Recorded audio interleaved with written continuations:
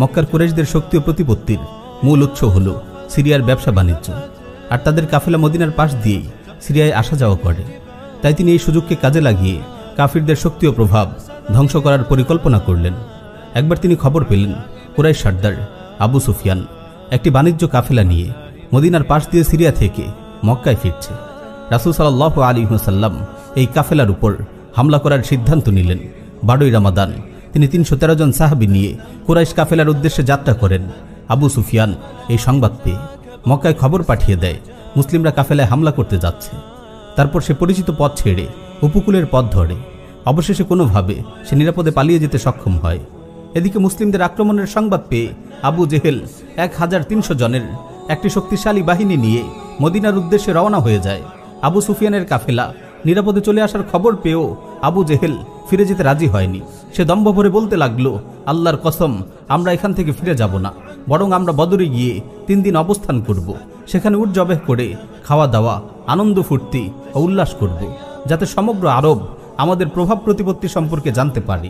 এদিকে রাসূল সাল্লাল্লাহু আলাইহি ওয়াসাল্লাম আবু জেহেলের আগমনের সংবাদ পেয়ে বদরের দিকে রওনা হন। 17ই রমাদান উভয় দল বদর প্রান্তরে মুখোমুখি হয়।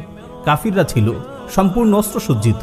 তাদের হাতে ছিল 100 ঘোড়া, 600 লৌহবর্ম আর অসংখ্য উট। অপরপক্ষে মুসলিম বাহিনীর ছিল মাত্র 2টি ঘোড়া এবং 70টি উট। তরবারির সংখ্যাও ছিল নগণ্য, প্রায় নিরস্ত্র 313 জন মুজাহিদের প্রায় 3 গুণ বেশি এবং সুসজ্জিত কুফফার বাহিনীর মোকাবেলার দৃশ্য সত্যি বিস্ময়কর। কাফিরদের বিপুল সেনা সমাবেশ ও শক্তিশালী যুদ্ধ প্রস্তুতি দেখে রাসূল সাল্লাল্লাহু আলাইহি ওয়াসাল্লাম খুবই বিচলিত হয়ে পড়েন। তিনি আল্লাহর কাছে হাত তুলে দোয়া করেন, আল্লাহুম্মা আনজিজলি মা ওয়া'আদতানি, আল্লাহুম্মা আতি মা ওয়া'আদতানি, আল্লাহুম্মা ইন তুহলিক হাযিহিল ইসাবা মিন আহলিল ইসলাম লা তু'বাদ ফিল আরদ।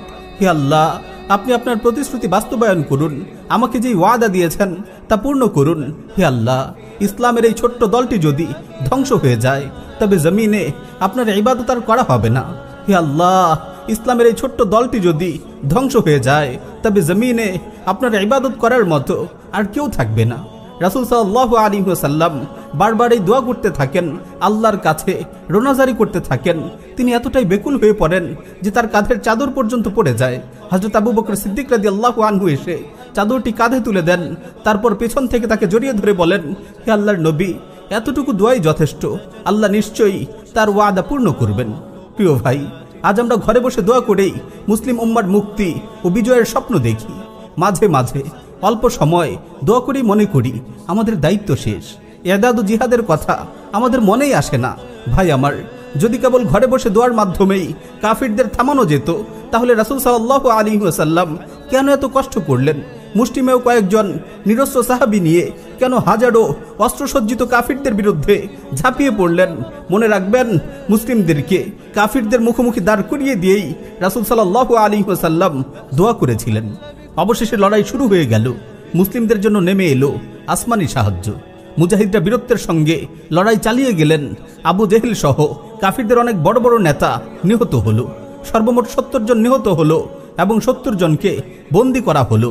আর 14 জন মুজাহিদ শাহাদাত লাভে ধন্য হলেন। এই যুদ্ধের ফলে কাফিরদের মনোবল ধসে গেল, তাদের দম্ভ অহংকার চূর্ণ বিচূর্ণ হয়ে গেল।